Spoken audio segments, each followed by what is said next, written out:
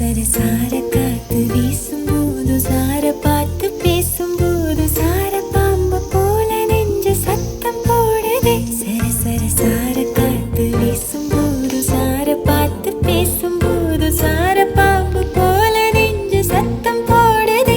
இத்து இத்து இத்து போன நெஞ்சு தைக்க ஒத்த பார்வை பார்த்து செல்லு மொத்த சொத்த எழுதி தார மூச்சு உட்பட இத்து இத்து இத்து போன. இந்த மூணாவது பேட்ச் சத்து மாவில் எங்கள் அம்மா மொத்தம் எத்தனை பொருட்கள் போட்டிருக்காங்கன்னு தெரியுமா? மொத்தம் 26. அதோட பெயர்கள்லாம் சொல்லவா?